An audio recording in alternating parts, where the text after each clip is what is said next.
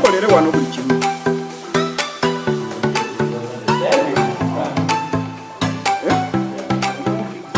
Njagala just ningiriza ku kitabo. Permanent television.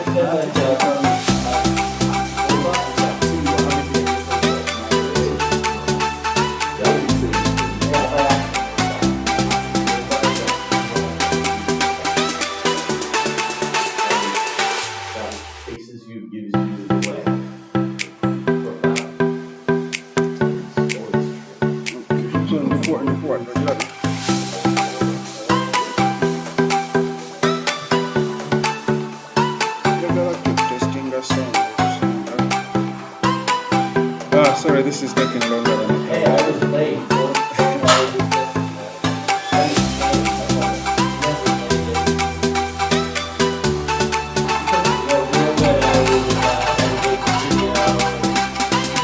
One more edit before rendering, and then we left. And then I got lost. I added on another 5 minutes. So, anyways, I'm ashamed. I pride myself on being on time. I'm trying to see how. I'm ashamed. I pride myself. Isn't that loud enough? I'm trying to see how. Okay. Isn't that loud enough? First play from there, we see.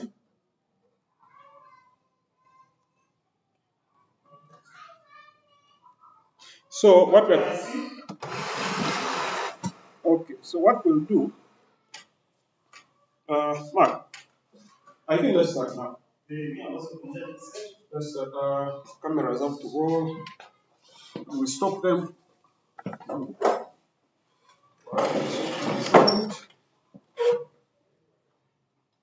Oh yeah, card is protected. Hey, they removed it to get the sound. They clicked that link. Interesting pieces of equipment. So you're basically doing the recording all on that? Yeah. That's the storage? Yeah, for the sound, yes. That's interesting. We just plug, well, I guess we don't have your place is bigger. But my sound gets plugged right into the laptop. Yeah, I think for live streaming that's better. But because this is our first live streaming, usually we record and then we. Sure, that's what I do. Ah, okay. Yeah, my apartment is my studio. And then I have my piano, and I connect the MIDI up to the laptop. So basically, we have one camera, this one. This is my camera. Wow. Everything you've seen is done with this camera, my electric piano, and my laptop. That's all I have. I see, and you have a green screen. I see the. It's not a green screen. It's a giant television. Oh.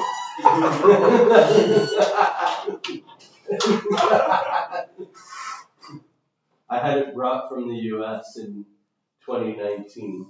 Oh, is it what are the dimensions? Don't tell anybody. You can see it. I don't need robbers. I'll have to kill them, and I don't want to kill anyone. There's a series, there's a sitcom I used to watch a while back, How I Met Your Mother. Oh yeah, this guy has the whole wall was. Yeah, mine. I wish it would fill the whole wall. I'm very ashamed. It's only 82 inches. I wish it could go from that corner to there. How do you get that? Shoot. Carefully, I paid a lot of money for all the packaging to protect it. I didn't care. If I'm going to spend this much money for something to come, I cannot afford a single problem. Okay, all right. I think I spent $1.5 billion on packaging. Just to be sure. What's the price for TV here?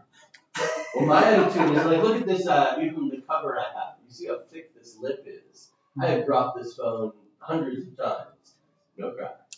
And so I always am willing to invest in insurance of protection of fragile things. That's right. People who don't invest in the insurance of their fragile things are very foolish. Same thing with maintenance. I'm always trying to fix things before they break too far. My car is now scaring me. It's making bad noise. Let's just get you in frame. I think you need me to straddle this microphone. I suspect these shoes are interesting. You see these toe shoes? My friend just sent me these from Belgium. I've been dying to have these for like. Well, are they more practical than like? Way more. I see. And I feel the ground.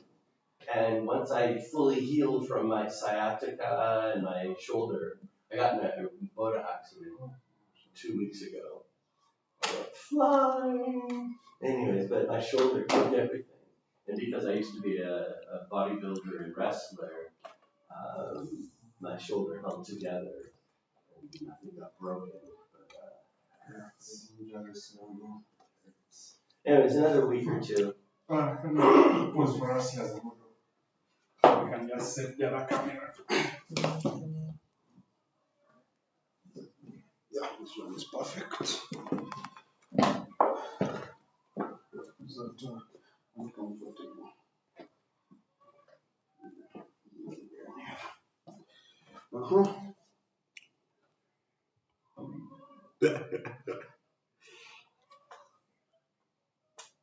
I was worried yeah, is there anything that's off limits that you wouldn't want to talk about? I don't want to talk about people by name. So, I don't want to get involved in politics.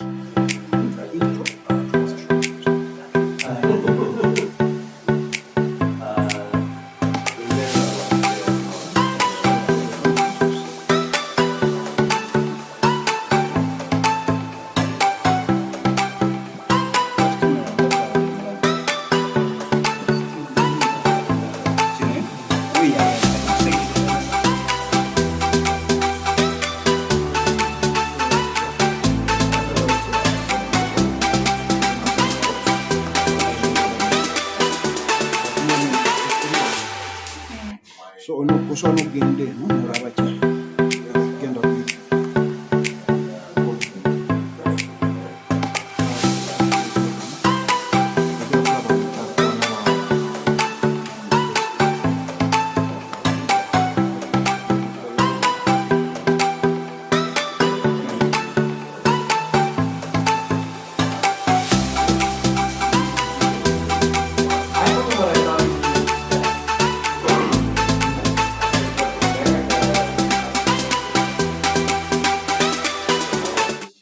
education informally.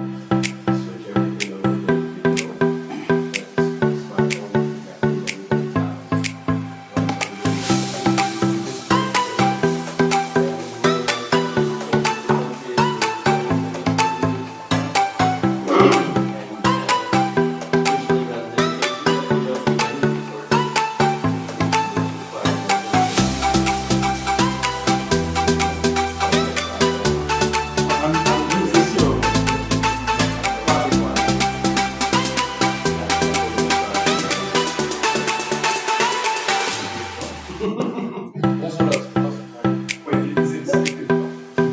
This is going to be the big conversation. I'm not going to talk about politics at all. No way. No way. Zero. I'm just telling you. I'm sharing. Especially.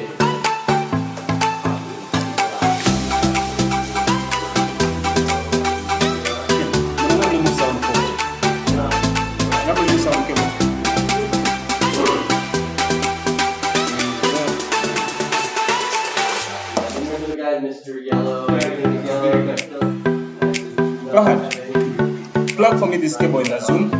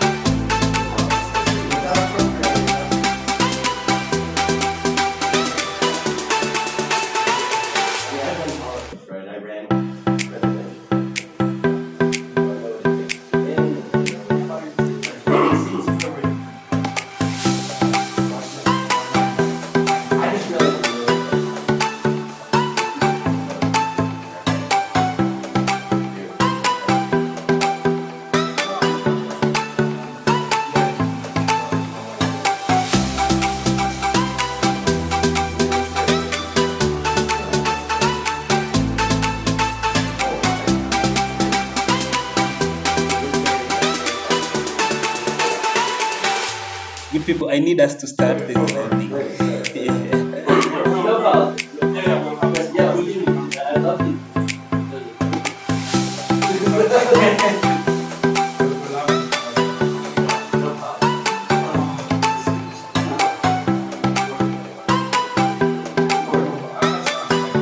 Now we transition, you guys.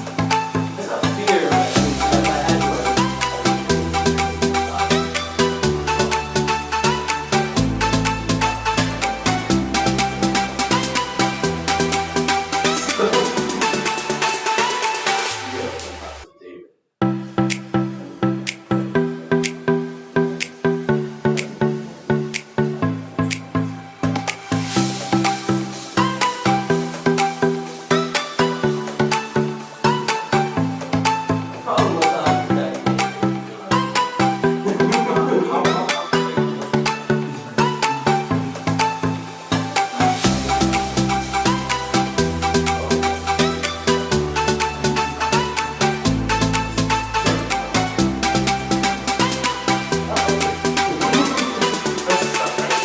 Transition into the white camera. No, keep on the intro. Again, Okay. until we start, you keep on the intro. In fact, that criticizing Israel, the U.S., and Canada has become my way of indirectly criticizing the continent. Local politics, I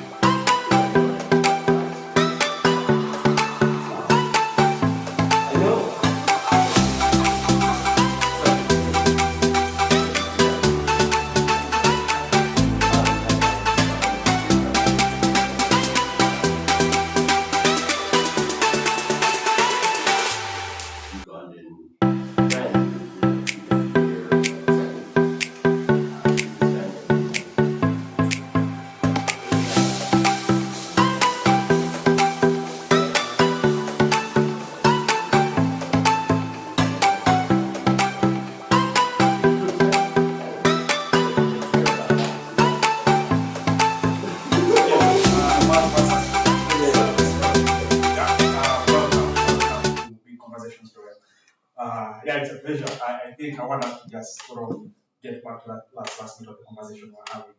You come to Uganda 15 years ago to design new malaria drugs. Yeah, first. Yeah. So I was living in Canada at the time. I had moved there in '02, and I designed these drugs using artificial intelligence software. And people don't know this, but have you ever heard of the Human Genome Project, where all of human DNA was analyzed? Well, that was my company. Oh. And the chief engineer was Muganda from Masaka, Edward Chiruta. Okay. Oh, wait, which company? Is it a Ugandan company? No, it was my company, and that company was based in Silicon Valley. Oh, okay. So Chiruta was the chief engineer for the company called Double Twist, and we were the first to assemble and annotate the human genome. And so several companies later, when I moved to Canada and I designed these new drugs, they said, "Hey Ed, do you have any connections with your home country?" And he said, "Yeah, actually, I could get you into the Ministry of Health. One of my old friends and sister works as for the Ministry of Health." So I came in '07, the day of the Mabira Forest riot. So welcome to Uganda, Joel. But by later in the year, we had Shogun. So it's like, I think that was like a pivotal year. It was like the end of an era and the beginning of a new era. And I could feel it. Yeah, first, also describe to me how AI, for example, how you use that to design. We used the data that already existed in the public domain in the scientific literature. So if you have access to any online library, anybody could have done it. What I did was I looked at every chemical that had been tried and whether they failed or worked, and then we fed that into neural networks, which is a category of artificial intelligence. And from that, we ended up, what we fed into it were equations that calculate things about it. I'm actually a software engineer, so I'm very, very familiar with neural networks. Oh, okay, excellent. This is great. I just want to remember, so you're saying basically what you're training the machine to do is read academic papers. No, I had humans do that. The humans read the papers. We did the searches and gave them a pile of 100 articles, and then they read through them and did manual data entry of the chemical structures.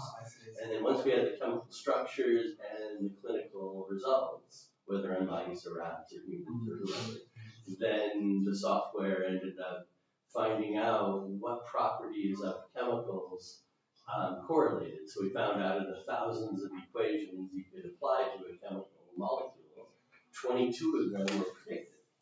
And so we use those 22 equations as nodes in our neural network.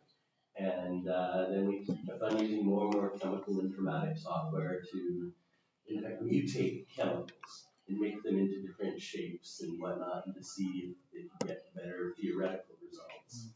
And then I had a laboratory in Russia make them for me, and they mailed them back to me in Canada, and we tested in the lab in petri dishes, and out of the 88 molecules we tested, 25 wiped out Nagana overnight at low dosage. And then we did another test on malaria and another test on black fever, leishmaniasis. So we found, basically it took us only 4 months of screwing around, reading through literature, doing some data entry. And is this the approach now that pharma is taking? Is it mostly?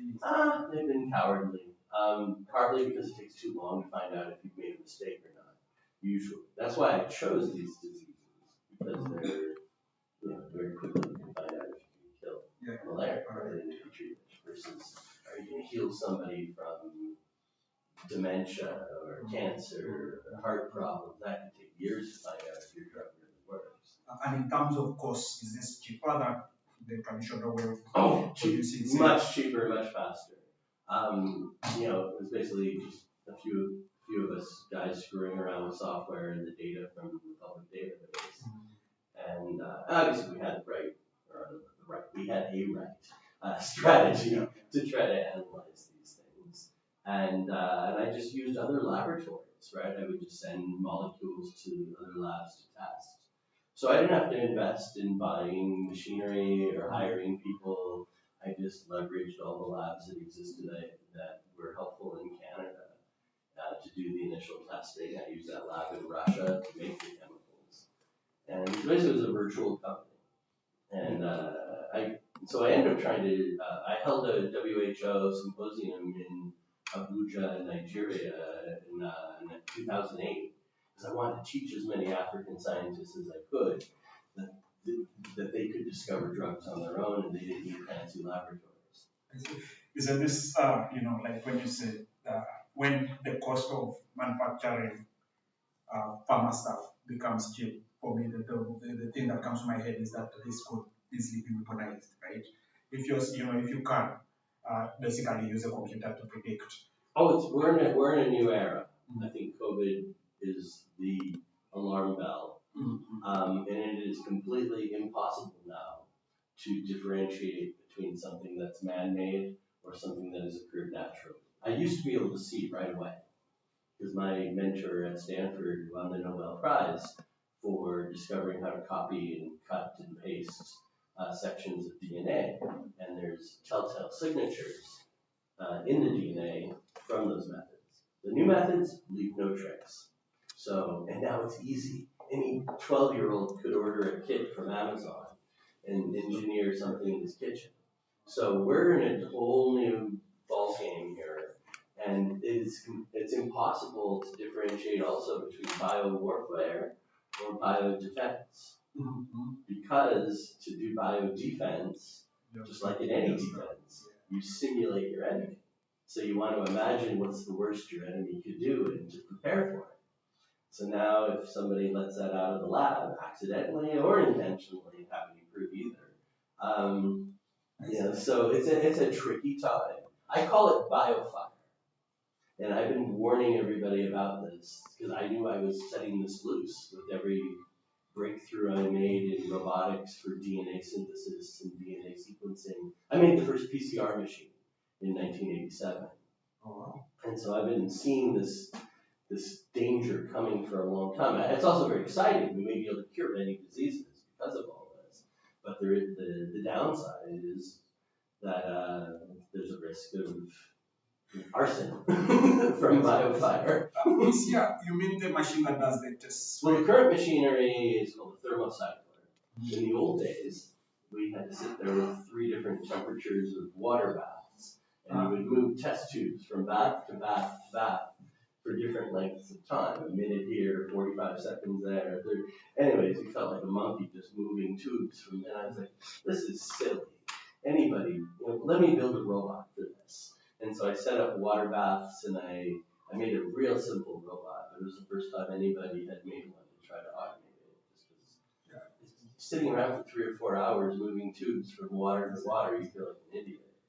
How does, I don't know if you're familiar with the actual process of testing, how does that moving around test tubes in water baths, how does that work? So PCR, polymerase chain reaction, it's based on denaturing. DNA has double helix, right? So there's 2 ladders that connect together. So one temperature separates the ladder, another temperature allows a primer, a small piece of DNA, to attach to each end. And then another temperature allows it to zip it up and make a copy. So it's really a way of copying a little subset of DNA, like finding a sentence in a book with the first few words, and then making copies of that sentence over and over again. So the temperature changes are all designed to separate, allow the primer to attach, allow it to zip up, and then repeat over and over and over. And how much money do you make inventing something like this? I mean, if you're willing to tell. No, I didn't make any money. I was just a lab tech, and I just wanted to get my work done. So I just wanted to be more efficient as a worker. And I think actually that's how most inventions actually happen. This is not patented at all. You don't get any. No, well, the machine they use now is not like mine, right? The thermocycler, they have a different mechanism for. They change the temperature inside the box, and versus I just lived with 3 separate water baths. So no, I've invented many things that I don't get. I mean, I invented the first version of Battleship, the video game. I made that when I was 13. Oh wow. Yeah, okay, let's first start digging a little bit deeper. Let's start from the beginning. What at 13, what are you educated to do, for example? This seems interesting. I just want to sort of put everything together. At 13, where are you? Are you in school? Are you? Well, I was in school. Studying. Yeah. Oh, I was in whatever, secondary, right? Or just started, I see.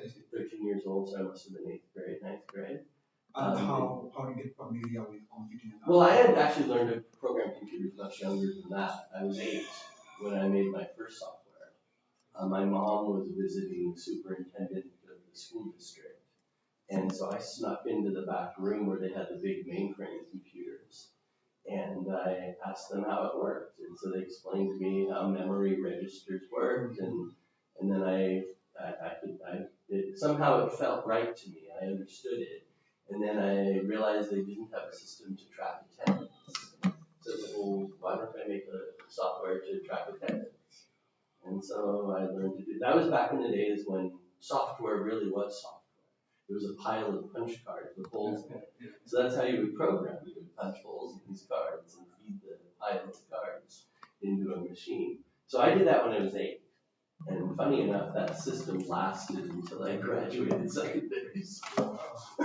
But so yeah, I understood the principles of computing just from observing, but no special training. I went to a public school, not to a private school. I'm curious. I learn things quickly. And okay, so this guy who can code, right? What do you do? What do you choose to do when you get to university, or do you get to university at all?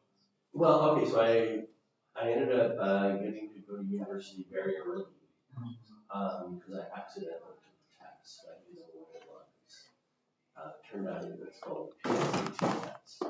And I had never thought about going to uni, even though my parents are educated, mom and dad both. But they never put pressure on me about uni. And so I took this test. The teacher said, "Oh, you of all the students should take this test." I said, "Okay." It seemed like a stupid, easy test. I finished it in half an hour. They had set aside 3 hours for it. So I wanted to go do other things.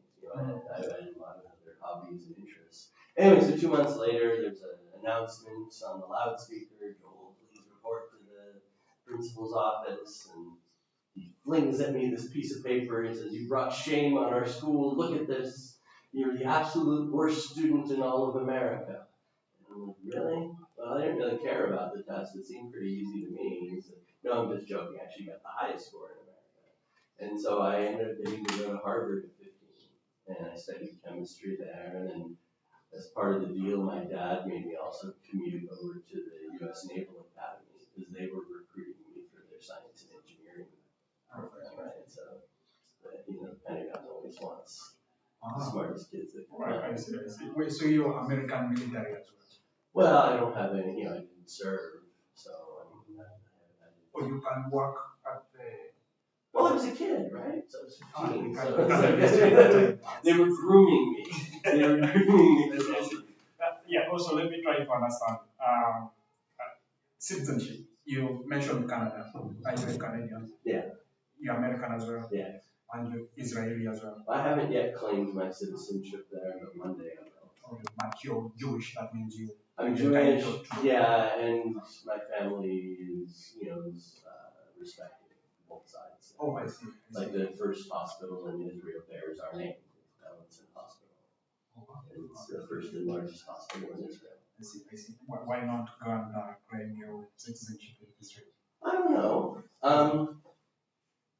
As my cousin says, I'm Plan C. If Israel gets destroyed and the Jews get kicked out of America, then maybe they'll have to move to Africa. So they'll find you here. They'll find me here. Yeah. So one of the things again, as I mentioned, I watched some of the videos you put out. Yeah. One of the things that fascinated me about you is the language thing. There's a local radio presenter. There's a guy called Detach. I don't know if you've heard of him. So he became famous recently by speaking patois, the Jamaican, speaking English with the Jamaican dialect. So you can't believe. But the thing that's very impressive about him, and I don't think he's actually himself aware of it, is he's quick to learn languages, right? So he was one of the interviews he did was mentioning how many languages he spoke, most of them local Ugandan languages, and it's impressive how quick he masters. He spent I think about 6 months in Jamaica, and he speaks so fluently. And that's the thing I noticed also about. Okay, maybe not. I'm not fluent. I'm not fluently, but yeah, how is this? Because you also mentioned you speak a couple of other international languages as well, right? Yeah, I know a lot of international. Is there skill to learning? I think music helps. Oh, I see. I think music really sets your brain to detect patterns of rhythm, of melody. Just I don't know. I think music is a really valuable skill to give any child for many things. But I think language comes from it. And at what point do you start learning? I started music when I was 5. I started on accordion, right? And then I moved on to piano, and I studied music theory and started writing songs when I was a teenager. I had a rock and roll band in high school, playing what's called progressive rock, and we would mix that with reggae and R&B. And is it? Have you done anything pro? There's this guy. I forget his name, but he was one of the producers of that night trilogy. He's VC. Okay, the name doesn't come to me, but he's also a bass guitarist. He's part of the band that plays for Rolling Stones. Oh, that's cool. So that's I found that extremely. My mother blocked me because it turned out I have a cousin who owned a major record studio in Los Angeles. He recorded Elton John and Donna Summer and many of the 1970s stars, and I really wanted to get my music out there. My mom said, "You have too many other skills. That's a sleazy world. Yeah, your cousin Randy, he does it, but I think you have better possibilities than to do this all your life." Well, that's a sad one. Well, it's interesting. I mean, it's not a disaster. It just says you have to become a music star. You can still enjoy playing music and play for your friends. And I played here. I recorded with Michael at Steve Jean's studio. Michael Mugisha and well, I've been friends with Isaac Ritchie for 15 years. Yeah, is this something that we didn't release it? We didn't release it. I talked to Michael recently. We're gonna think of another project and maybe we will release that song. But I wasn't confident. I just come here and I didn't want to make a big. Yeah, I didn't want to be showy or anything like that. I'm not trying to get attention. So yeah, that makes sense. Let's talk again about the languages, right? So you speak some, right? Actually, was it actually? Yeah, and I know Kupango, just the greeting. Blah, blah, blah. I mean, I probably know 200 words and the different variations, job, lure, lango, they're close, but they're different. Same with the Bantu, right? They're close, but they're different. And that's actually the same in Europe, by the way. Between Spanish, Italian, Portuguese, they're close, but different. No, I see. There's a joke I read on, I think, Twitter. If you go to Europe and you find an Englishman and tell him you speak French, they say, no, I don't speak French. But if you come to like Africa and you ask me, like I'm in Uganda, Bantu, and you ask me, do you speak, say, Usoga? I would say, I don't speak it, but I can hear. Basically, okay, how I understood the joke is, the guy saying, in Europe, the languages are far apart, that if you don't speak it, it's sort of like alien to you totally. But in Africa, I may not be able to speak it, but I'll get the context because languages are so similar. Well, English is a different case. Because I will say between the Latin language, the Latin family, which includes Italian, Portuguese, Spanish, and probably, say to some extent, French, all is within the Latin languages. So they're close. They're close, and people who speak Spanish can understand a fair amount of Italian or Portuguese. I can. I speak Spanish fairly well. I grew up near the Mexican border. So the town I grew up in was probably 30% Mexican American. Although their families had been in America probably a century or two before mine. But they're more American than I am. But like English language is a mutt, right? They combine stuff from the Scandinavians, the Germans, the French. It's a mix of a whole bunch of languages. It's really a pidgin. It was a pidgin language, and they don't want to call it that. But the English language is a pidgin language. The other thing that also piqued my attention from some of the content you published is your advice for like COVID. Basically, I think you used the phrase COVID is a lifestyle disease. Yeah. So that's one, but also you say in Uganda we are working in medicine, something like that. Yes, everybody's walking in medicine. Yeah. So basically, what you're saying, right? And this is okay. So from also what I've listened to internationally, it seems people who are saying COVID is not a lifestyle disease. What you're saying, even if the data is clear, basically, even if the data is clear, people who are saying that. You're probably safer. You shouldn't be worried if you're, physically fit, and things like that. Most of that sort of insinuates that you're discouraging people from getting vaccinated. Oh well, that's the thing. I think this vaccine versus ivermectin and hydroxychloroquine debate ended up derailing what should have been the real discussion. That the American lifestyle of overeating and sitting on our asses watching CNN and getting scared is really what's killing us. And the people who were militantly for vaccines, they were angry. I'm not opposed to vaccines whatsoever. I don't think they're the greatest thing in the world, but they also work to some extent. They help prevent you from having serious illness. They oversold, right? They oversold what the vaccines would do. And I think that caused the backlash. In addition, trying to force people to do something always makes people resent and not trust. And what I say to everybody is, look, when you're afraid of something, the opposite of fear is not control. The opposite of fear is love. That's a good point. So this is what this got me to realize, right? Every country is authoritarian. Yeah. Most countries have just not been. Some they can decode it with democracy, yes. Yeah, exactly. Yeah. So that looks, the countries that we look up to right now, for example, in Scandinavia, like Sweden, they also just one extreme trigger, or maybe it's COVID. COVID is not going to be that thing, but in the future, something is going to come where it's going to probably push them to express their authoritarian. They may. Yeah. But well, the culture matters too. I mean, because obviously there's a conspiratorial perspective that thinks it's all being driven by power mad bureaucrats or greedy pharmaceutical companies. All that's true. But I think what the real force pushing it is the average person. It's actually quite depressing when I see how scared the average person is in these countries. And I think in this case, they've been pushing their leaders to be more authoritarian. So that's also the thing I don't believe as well, right? And the good thing, Joe, so one thing maybe we forgot to introduce you, you're the captain at Wakanda Analytica. Such a good idea. But the thing that I got that from Nelson Mandela's favorite poem, Invictus. Have you read that? It ends, I'm the captain of my soul. Oh, wow. so the thing that I've noticed on the internet is, and this happens in Uganda as well, right?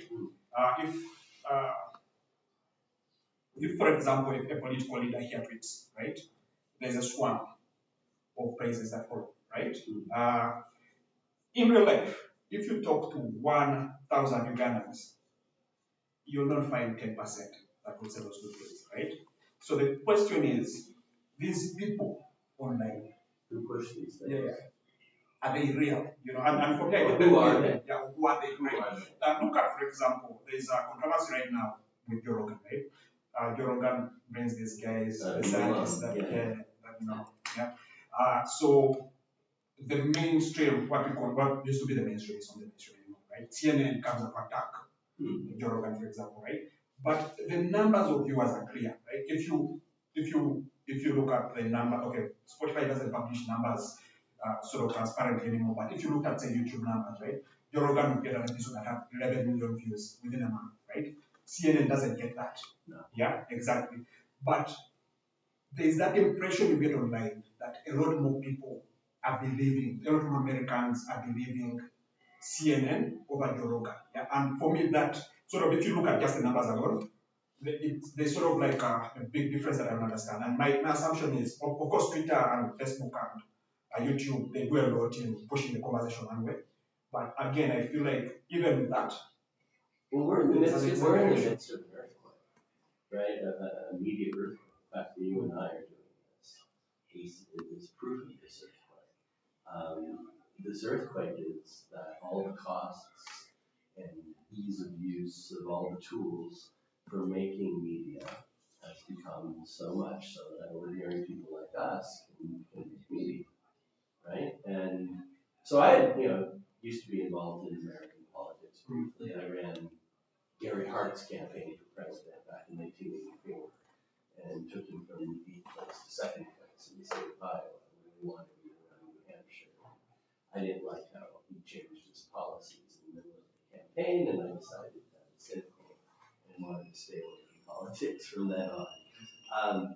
But I understand how it works. So I have predicted the winner of every single American presidential election from 1980 through 2016. We could argue about 2020 as well. Who really won, but I pretend, excluding 2020, I had 10 in a row, which I got dead on. How? A simple thesis I had, which was that the media creates public opinion. And so what I would do was I would watch all the major media, I would look at all the main newspapers, and I would kind of give them a grade. Say, all right, this one seems to be 60-40 for Democrats versus Republicans, or 80-20, or whatever. And I would figure, all right, what's their viewership or readership? And then I would just make a simple spreadsheet and figure, all right, well, it seems like you sum up the preferences of whoever's running these media companies. This seems like who the powerful people really want to have win. So, and that's how I would figure out who would win. Everybody was always shocked that when I predicted Trump would win in 2016, my friends were completely stunned. And I voted. I never vote. That helps me to keep emotionally detached, and so I can try to be more objective when I look at it, even though I do have my preferences. Who didn't cry when Obama got elected? I mean, you have to have a heart of stone to not be crying that some amazing, important historical event had occurred. But we also knew that it was very likely to be disappointing for everybody. But we still felt that he had to be voted for. He was the other guy. So yesterday, last night, I was listening to Twitter Spaces. I don't know if there's a German, I think German American. It's really hard to tell people's nationalities nowadays. But the guy is called Joska, Joshka Batch. I think it's a sort of German version of Joshua. So he's an AI guy, yeah. But there's also that. So he's one of the sort of the artificial intelligence people that have followed for a while. So I think he has a book written in 2009 about principles of. It's sort of like a basic. It's like the principle of artificial intelligence, sort of, for like big data. Yeah. So the reason I'm bringing him up is he's, even if he doesn't like say it out, he's one of the people who are bringing a lot of spiritualityism, right? So they're making it spiritual. The whole artificial intelligence thing is coming up. He's making up like spirit now, technically defined. There's a book about that actually. Ray Kurzweil, the guy who invented the synthesizer, the piano synthesizer. He has a book called The Age of Spiritual Machines. And it came out in like 2000 or something like that. So yeah, there is something, when you do AI and it discovers something that the human eye couldn't, there is that sense that some sort of essential truth of the universe emerges from it. So that's basically what I was saying. I thought it was like original him, but. Oh no, I think anybody who's been doing this for a long time has seen it. Let's be honest. In the end, AI, machine learning, it's still just software, right? And it's still garbage in, garbage out. So the whole point is with ML, machine learning, is if you feed it enough data, can the variables get altered? And the variables in your equations are being trained by real data. So that's the interesting, as opposed to you setting a value for a variable, the variable is discovered. That's the only difference, really. So this conversation was slightly different, right? Okay, so one thing, by the way, the reason I brought it up was he made the defense that even if right now it feels like the world is under a lot of control, but it's actually under less. It's just that we are seeing it more, right? It's more transparent, right? So he says when TV, exactly what you say, when people were consuming mainstream from TV and they don't communicate with each other, if the guy at CNN said the vaccines work, you don't have a Joe Rogan to. Well, the vaccines work, okay, but you don't have you don't have an alternative ways to sort of induce that skepticism. Yeah, exactly. So right now, CNN is trying to do the same thing, except it's just sort of using backward technology because now we have, Joe Rogan and that other guy Brett Wednesday. I'm just in everybody. Yeah, exactly. You're doing it, I'm doing it, my YouTube channel, yours, we're all getting heard, maybe small audiences, but at least relative to CNN or Joe Rogan. For now, who knows, maybe one of us will be the next Joe Rogan. But even if we're not, we find our tribe. Right? We put this out there to find our tribes. That's really what we're doing. I generally believe that the reality of life is different things change at different speeds. So biology, evolution happens over a very, very long time, hundreds of thousands, millions of years, right? So we have a brain that's based on biological technology that's hundreds of thousands or millions of years old. Depends on what layer of the brain we're talking about. Culture takes a long time to truly change. It can superficially change. People change their clothing, their music, but like how they really see the world, that could take 1,000 years for a society to really change how they look at things. And then politics. Well, politics could change every decade, or 2 or 4 or whatever it is, but it's a lot faster than culture. And then of course then there's technology.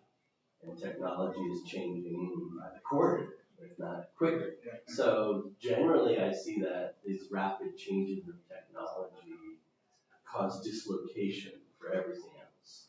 So the technology kind of bursts all the limitations, political, cultural, military, spiritual, intellectual, and it even challenges our brain, right? Now we're getting so distracted by social media platforms. It's challenging for our 2 million-year-old brain to figure out how to function in this world. And we're getting faked, right? And the technology for faking is getting so good. And so how do you know who to trust, what to trust? Can you believe your own eyes? I'm not even sure if you're hearing now. Yeah, I'm not even sure I care. Maybe I'm not. Well, some people think the whole universe is a hologram. So, or hologram. So, no, that's the interesting thing with technology. I mean, I was part of it with DNA, right? I chopped off 2 of the zeros of the cost of DNA analysis. When we first started on the human genome, it was going to cost $100 trillion to do 1 human being. That was in 1985. And so by the time we got to 2000, I had chopped off 2 of the 6 zeros, and it came down to $1 billion per human. And now it's down to a few $100 per human to do its whole human sequence. And the same thing's happening with everything. Solar power, batteries, hydrogen fuel cells, making hydrogen itself, high voltage direct current, superconductivity. All these technologies are on the edge of just completely, pulling the rug out from underneath so many of us, and it's exciting and it's alarming at the same time. You hope that you're going to come out on top. That's a good question. If you're tasked to sort of make a prediction on what this convergence is going to be, right? So AI is splitting off, but also the cake within biology is also splitting off. Also the actual robotics, I think I've read a paper on nanorobotics as well. There's a lot of that as well that is sort of. It's the sense the world is out of control. Yeah, exactly. Where do you think this stuff at what point do you think this stuff converges? In war. Oh, okay. That's a. I think war is what ends up consolidating technologies and accelerating their development and integration for good or bad, right? I mean, Napoleon's army is the one that set up roads and hospitals and libraries and museums across Europe. The U.S. Army Corps of Engineers built our hydroelectric dams and bridges and roads. And you see it here in Uganda. The UPDF is building amazing stuff everywhere. And they actually had some of the most practical approaches towards COVID, setting up tents out on football pitches to the ICUs. So militaries, I mean, life and death really concentrates the mind. And the survival of a nation forces you to figure out what you're going to use and how to make it work. So war has its purpose. It's awful. It's painful. People die. But it tends to be how technologies make a big leap. How do you anticipate the nature of what is going to be probably the next big book? I read, I don't know, it's a very popular book, Steven Pinker's The Dangers of Nature. So he argues that violence is going down. He has his statistics. He shows numbers that. I think his time window is very short. I think societies have 80-year cycles. Yeah, but some of the arguments there are solid. The book also he's a very good writer, so his work is very, very interesting to me. But so if you're going to argue that World War II didn't have a lot of death. So okay, if anyway, I don't know. Like some of the so he claims obviously he's using a bunch of students to dig up the numbers for him. So I didn't argue with the numbers published, but still, even with those numbers. Well, I think we have to look at the lengthier piece of history. Yeah, I agree with that. Just the post-World War II, the Pax Americana, which is ending, right? So all hell's about to break loose because, Americans, especially it seems like the working class and small business people, the ones who voted for Trump, they don't want to be the policemen of the world. They already were in Afghanistan and Iraq. A lot of them got injured or killed, and not that many compared to other wars, but they just said, why are we doing this? What's the point? We don't need the oil. We have enough of our own. Why are we trying to even force our culture and everything on everybody else? Why don't we just get our own act together in our own country? So as America retreats, there's going to be a lot of vacuums of power in the world. And old rivalries, more local, will become more important as the policeman retires. I see. So you're okay. I mean, look at East Africa. We're watching already Egypt and Turkey fighting it out all around us, right? In Egypt, in Lebanon, Libya, Yemen, Ethiopia, Somalia. It's all Egypt versus Turkey.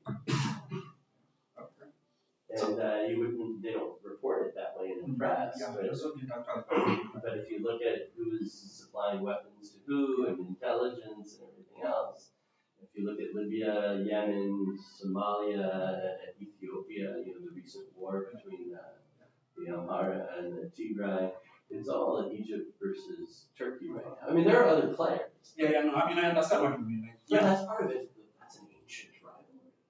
Ancient, right? The Roman Empire. Right? The Roman Empire, the eastern side of the Roman Empire was in what we now call Turkey today. And Egypt was nearby. This is the story of Wakanda and Cleopatra, yeah. So, I mean, this stuff is old. Okay, so if I understand you right? So let me first make this point actually, right? One of the guys I do reading, but I don't think I understand what you write this very well, is Nassim Taleb. Yeah. So Black Swan. Yeah. So I've actually I think read the whole sort of thing. But the argument with the pattern, right? And from how I understand it, I don't know if that's right. If I understand it. Well, it's also kind of like a more dour view of the butterfly effect. Yeah, exactly. So, but he claims, okay, so one of the arguments would be that the reason why it is sort of war at the scale of World War II is probably not expected is the potential of such a war, right? Because if you look at, say, we have nuclear weapons right now, and if, I don't know if there's also, it could be a PR stuff, right? But if they actually really work, right, it could be existential, right? So if America, Russia, and China chose to bat it, it could be the end of it all. Well, I think that. I mean, it'll be ugly. Very ugly. It won't be the end of humanity. We're too tenacious for that. Oh, really? Yeah. I thought the whole. Let's look at even the fact that we're here. Yeah. The fact that we have the freedom to have this discussion and have it be heard wherever this is being watched or heard, right? That came from their preparation for nuclear annihilation, right? The TCP/IP protocol was invented by the U.S. Pentagon, by DARPA, so that whatever little parts of America survived in the course of the nuclear war with the Soviet Union, those surviving nodes could discover each other and reform the network. So the foundation of our internet came from preparation for annihilation. And that's actually where solar panels came from. I see. So I want to take you back to this guy, Joska Bach, right? So one of the conversations he was having was, he thinks inevitably we are going to build an AI that is aware of its agency, right? So the whole argument of AI destroying every world is creating a paper cutter that destroys the whole world, trying to find paper to cut, right? Which maybe is not. there have been many dystopian. Yeah, exactly. For instance, Isaac Asimov wrote I, Robot. You remember that with Will Smith? Yeah. Right. That's that came from Isaac Asimov's book, and the whole Foundation series is addressing this question of AI and whatnot. Now, in the end, there's going to be many AIs. We already have many. Google's an AI, Amazon's an AI, Netflix, all of these are using AI.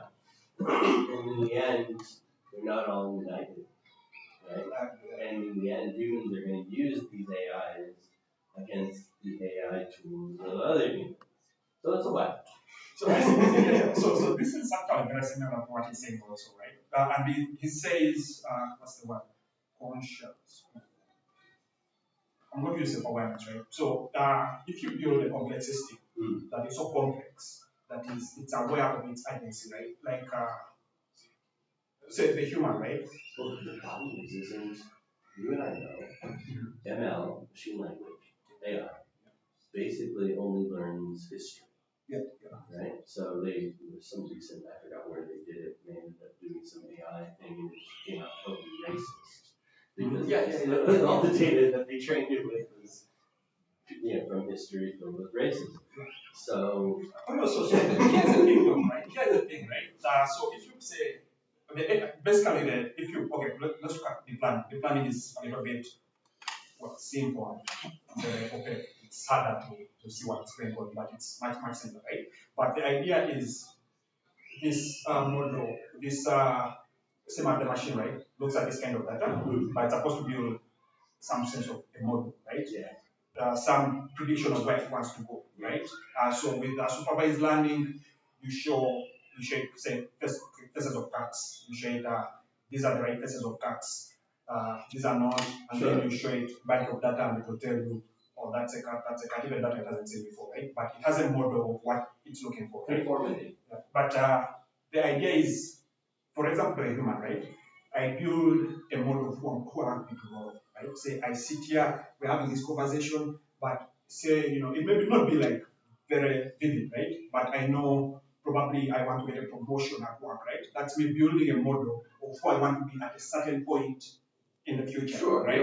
Yeah, exactly. And then try to uh, use the environment, basically, analyze the environment like an AI to bring that version of me to exist at that time, right?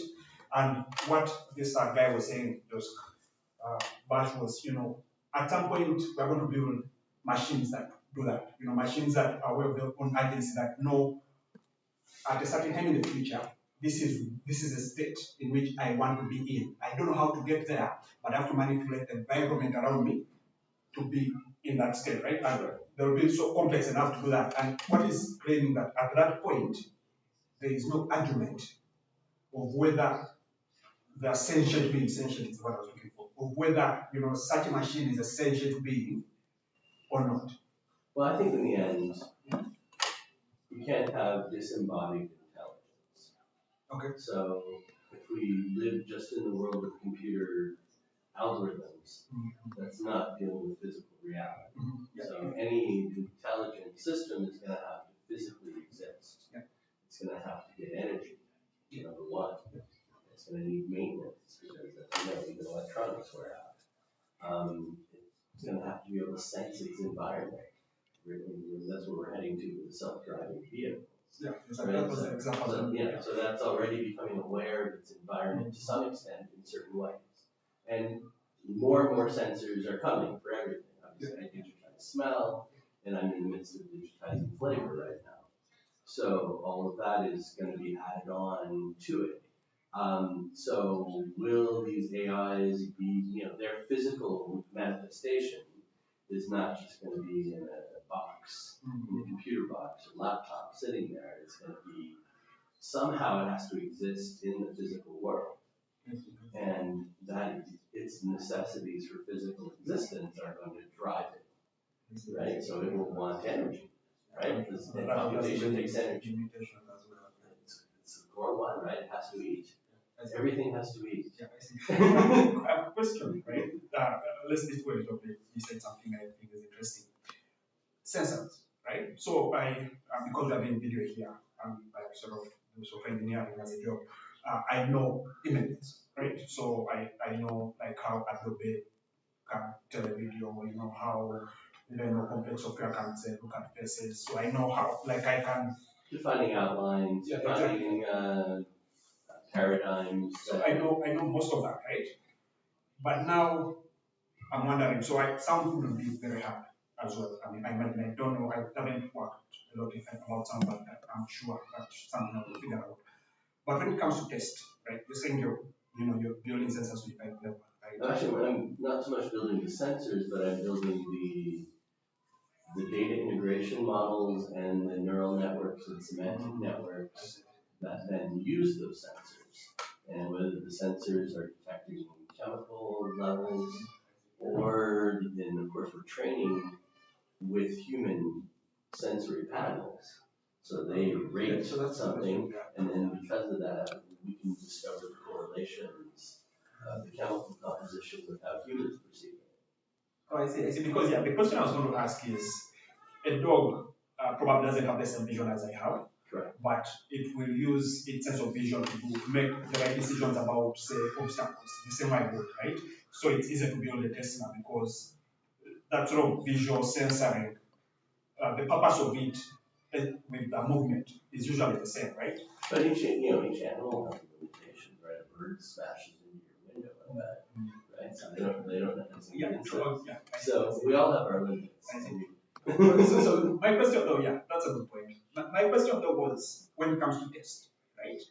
Test is even among humans, it's very, very subjective, right? And it's cultural. It's what's that? It's local and cultural. Yeah, exactly. Yeah. So yeah, it's very subjective. It's very localized. It's a culture thing as well. That's part of what we're building into our system. So we want to be able to profile a local taste palette, so that companies that have a product that may have succeeded in their home country, how do they modify it? How do they morph it into something that that local market will like? And so that's one of the many applications that we're doing. Another one would be ingredient substitution. Many people have things that they don't want to eat, for whatever reason. I'm not going to judge, whatever. Or some people are trying to save the world by not eating palm oil. So these big companies are feeling the pressure to change their recipes to be able to accommodate all these different dietary preferences and restrictions. And so that's also what our system will help out. Yeah, and I was going to ask what would be the use case, but that isn't clear.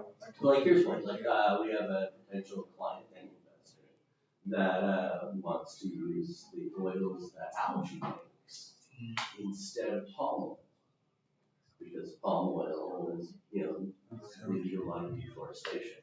Oh, okay.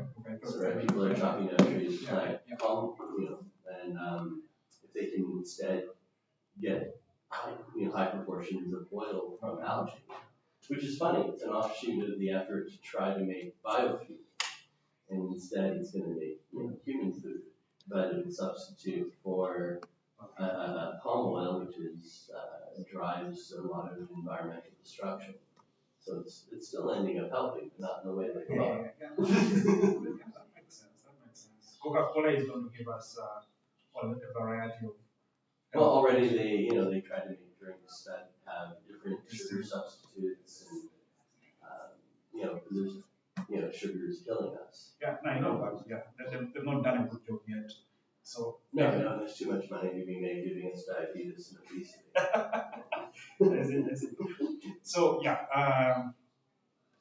okay. So I was still trying to show you the vision of this guy. Well, I listened to this talk yesterday. That's experimental. That's great. That's awesome. That's an experimental, and since you're very interested in AI as well, I thought it would be a good discussion.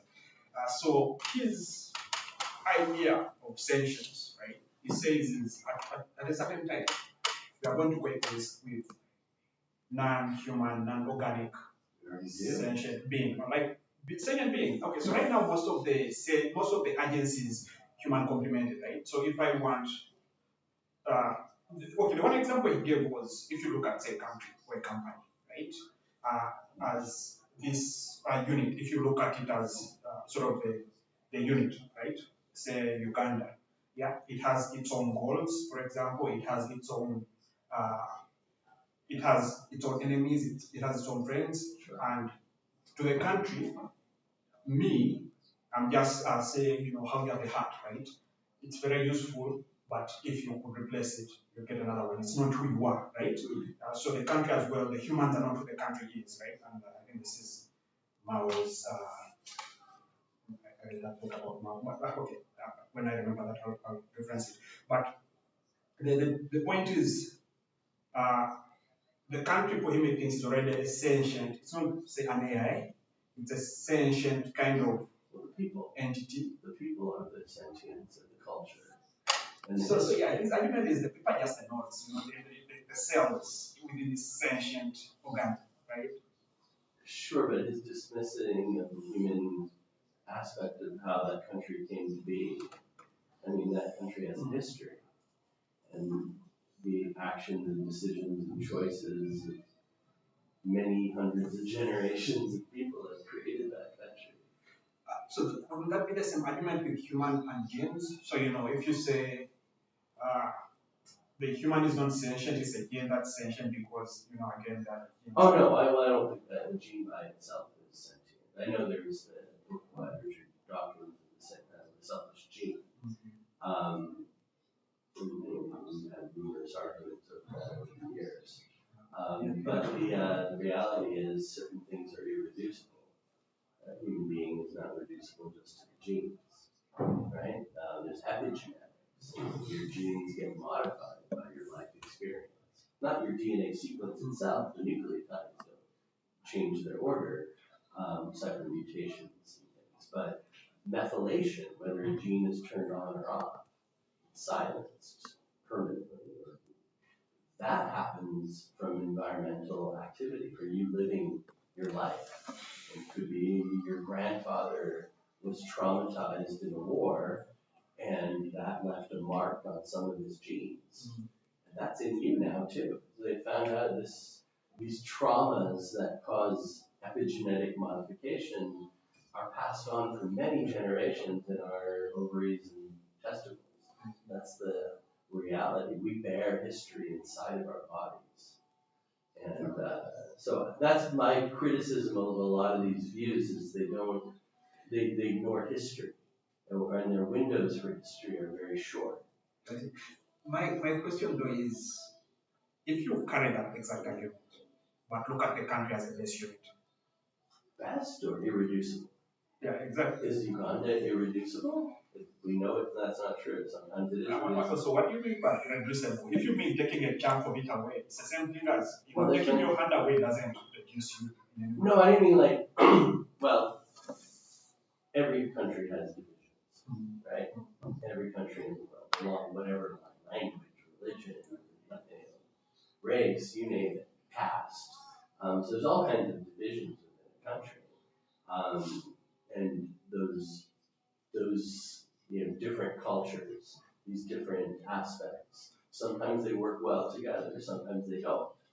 And people right now, Uganda's in a very open-hearted spirit where everybody's trying to work together across all these divisions, which I'm very grateful I'm in Uganda during this type of period, which is it's more loving than what the time your parents probably went through.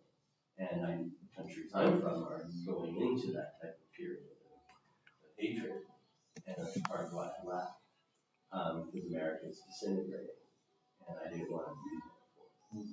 And same thing with Canada, right? So my general view of history is about every 70 or 80 years, history rhymes. And it's frustrating. It was a horrible discovery for me. My mother always said, those who don't study their history are doomed to repeat it.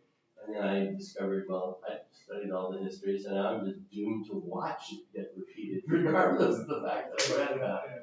So I'm Jewish, right? So my father told me at a very young age, he's like, look, our family in Europe was loved by their neighbors and friends, and overnight, people turned against them. So you may think you're safe and everything here, but always have your bags packed. Be prepared to learn another language and move somewhere else and become part of that country. You'll have to do that to survive. Your grandfathers did that. You'll probably have to also, because that's our history for 4,000 years, right? We're just constantly being chased. So we survived that, and we ended up doing really well.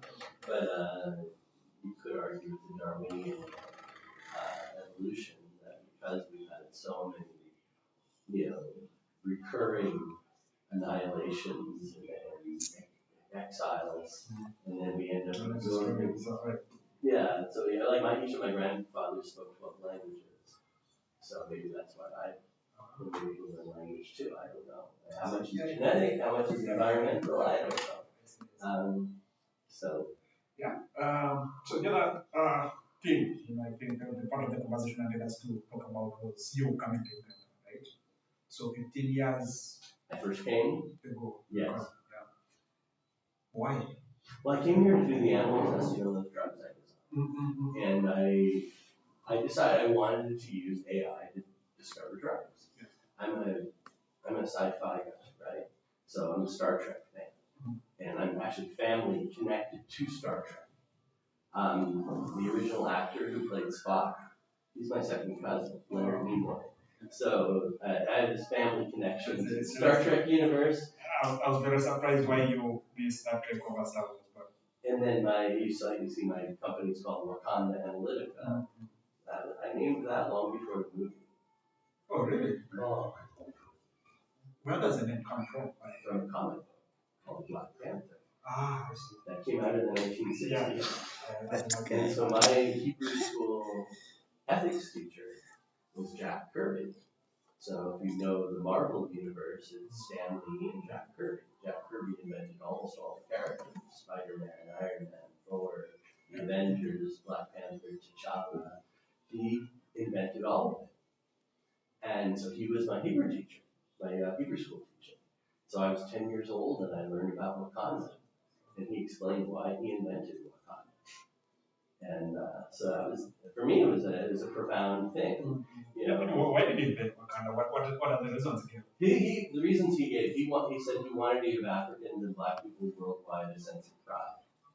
And to feel that there was something holy, and there was a place that was holy in Africa that had some sort of resource. You know, he invented this, bogus idea of vibranium, which doesn't exist on the periodic table. But that was his whole point. You know, vibranium, it's like vibrance. It would be alive. So there's some sort of living force that was in Africa that was almost holy. And so for me, it was inspiring too. It was like, wow, okay, maybe it's not there now, but maybe it could be up to be built. When this movie came out, Wakanda, that's when I got to know the word, there was a big argument, I remember, around whether we consider to be representative of colonizing, right? And so this is, if you look at it from the perspective of, of Killmonger versus T'Challa. No, I know that debate. I think they were trying to reflect the arguments among the Black Power groups in America, because there were the different perspectives of the Black Panther Party, Malcolm X, and Martin Luther King, and many other people had their own angles and differing definitions of who the enemy was it based on race, or based on class, or based on ideology. So I think that's what he was trying to bring alive as a movie maker, because the guy who made the movie was a Black American, and so he was giving his own flavor of interpretation. But it's all there in the comic book series. And then you notice even in the movie, there's the CIA guy meddling in the affairs of another country, and then he flips against the U.S. to support the local people, and leaves them where we trust him. But so it's. I think it captured some real tensions that really do exist. And, so, I mean, people want to have a movie that's just solely, easily definable. Who's the good guy? Who's the bad guy? And I think America's in a mental space right now where they're willing to consider that there's good and bad in everyone. And that there's, we should consider both arguments on just about everything. And I think that a movie that actually triggers such a conversation it's important. It's super important. And then to have a character like T'Challa, who's so noble, so important, so very important. All right, so let's, you come to Uganda 15 years ago to do this, the practice. Yeah. On animals. On animals. Never people. Let's be clear, I tested the International Livestock Research Institute in the Rockford area, mice and rats. One of the reasons why I came here was because the Canadians care more about mice and rats than human beings. Wow. I had an investor tell me he wouldn't invest in our company because we were going to do animal testing. He said, why don't you test it on yourself first? And I'm like, well, there's not too many people on the planet who design new drugs. I don't think I'm expendable. And I don't think anybody's really expendable. I'm a humanist. So maybe you can call me that. I'm a speciesist, and I rather kill rats and mice than people. And while we're trying to discover a drug, it's like human morality. So I got kind of disgusted, to be honest. I got angry about this issue, and I was like, wait a second. People in these countries have their own family members dying. Let's see if they want to, if they're okay with doing testing on mice and rats to protect their human children. It's like, so that and the more, and then when I came here, it became harder and harder for me to find common ground in discussions in Canada and the US. It's just their view of the world is their own narrow view, just like people's view here is narrow. And I had the privilege of being able to see many different lenses. How about saying in my private, I'm going to test how much you. I'm not good. I'm not perfect. You're walking slowly. Yes. If you doesn't travel, ends up marrying the neighbor. Yeah. So the whole idea is when you move around, you open your mind up to the world is more beautiful than my neighbor. A lot more. or there's different types of beauty. Yeah. There's many types of beauty. So I lived in Japan. I studied in Japan. I studied comparative East Asian industrial economics in Tokyo. I wanted to understand this in the 1980s. This is when the Asian tigers were rising.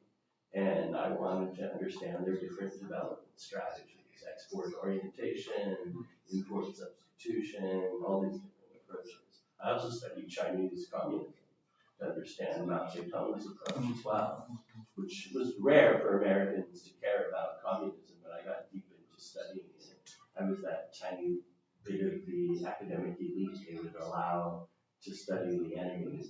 And I felt it was important to see what was good in it, and to see what the pros and cons are of everything. So here in Uganda, right, if you go to university, they reduce it's sort of very narrow field of what you're supposed to study, right? I did software engineering at Makerere, and I think I did like one class in business, one class in communication, and then the rest of it was computer science, right?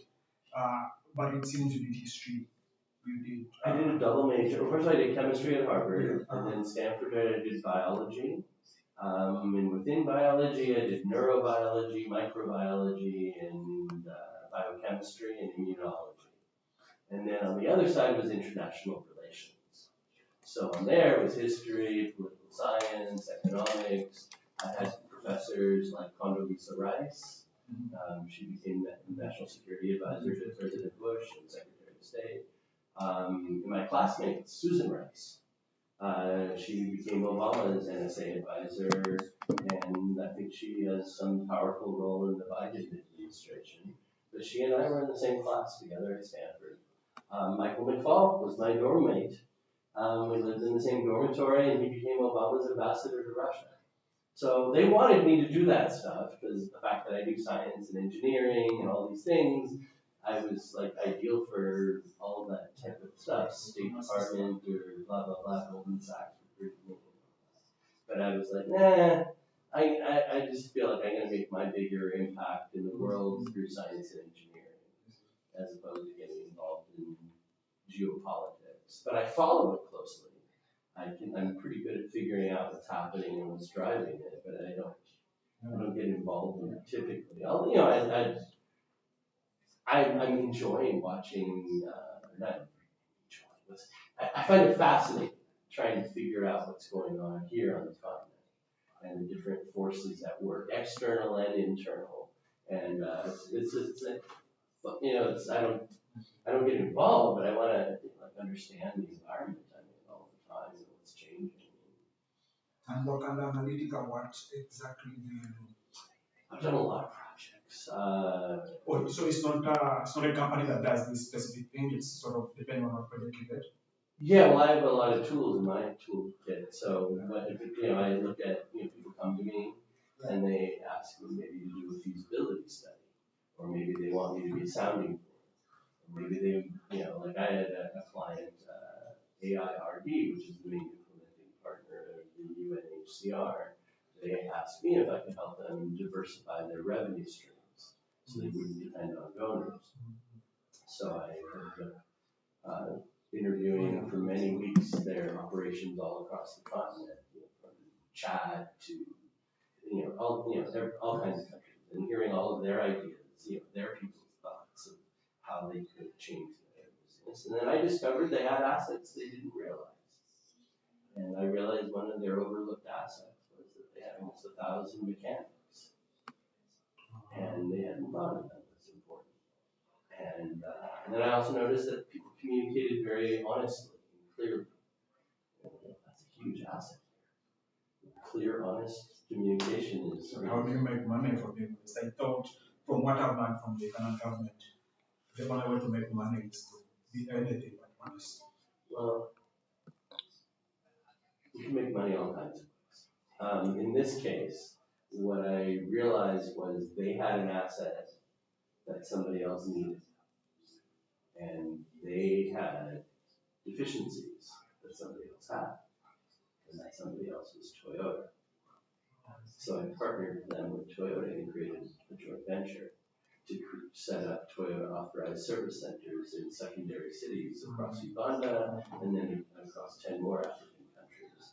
Because having mechanics are one of the, people get bamboozled by mechanics all the time. And then they're often whether even with the best of intentions, they may have lousy parts on hand that are used or fake. And so I was like, you know what? It became interesting to me. If I can, because I feel the trust deficit is one of our biggest problems here.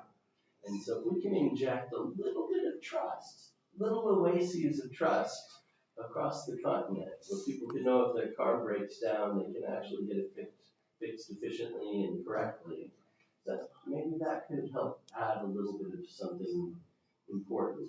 And obviously it would save people money not having to tow their vehicles all the way to Kampala. And so if you have really high quality repairs being done anywhere in the country where you might break down, that adds a sense of security as well, and knowing that you can trust these people. So that was kind of why I got excited about it. So I created an entity called Formula 21 Pit Stop, and it stands for 21st Century Pit Stop, right? And of course, playing off of Formula 1. And then the secondary slogan was "Across Africa's Amazing Race," because we are in the middle of a motor revolution, and everybody's driving. The number of vehicles here is just exploding. And the roads are being built everywhere. And I can see even the PDF is building roads in Congo. And I can easily imagine the day when Uganda can travel all the way to Nigeria by road. I see that day coming. I see. Why Wakanda Analytica? It's very similar to Cambridge Analytica. Are you trying to overthrow the American election? No, but I wanted to bring the idea that this place could be a center of deep thought and thinking about things in important ways, new ways, whether using big data or what have you, intellectual property, you name all the different technologies I'm involved with. So it was just that general feeling of, can we apply intelligence to the situations here to solve problems? And that's what motivated it. And 15 years, 15 years. Do you start a family? Yeah, 15 years. That's a challenge in history. I mean, I'm trying to understand why the 15 years. Well, okay, so the first 5 years was back and forth. And then since 2012, I've been here nonstop, more or less. I mean, a week here, a week there, Zambia, Rwanda, Kenya, Israel.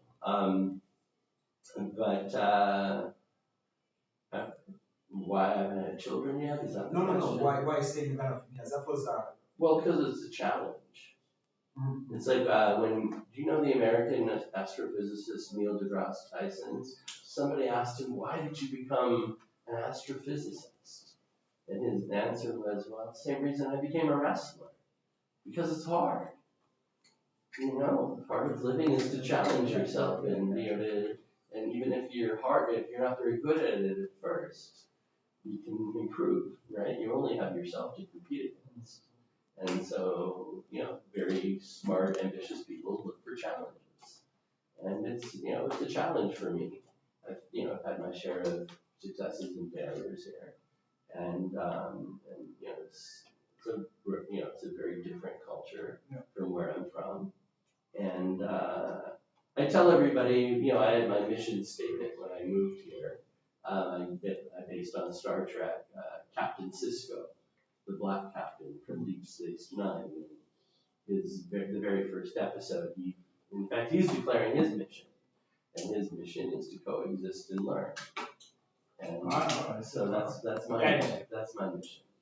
And everybody's always surprised, and my friends back in the U.S. and Canada, I frequently hear their criticisms of things going on here, and I'm like, things are more complex than you realize, and you probably should listen more than talk, and we have 2 ears, 1 mouth, and so that's also there's another saying about so and this is it's an interesting place, and it's youthful. It's the youngest country on earth.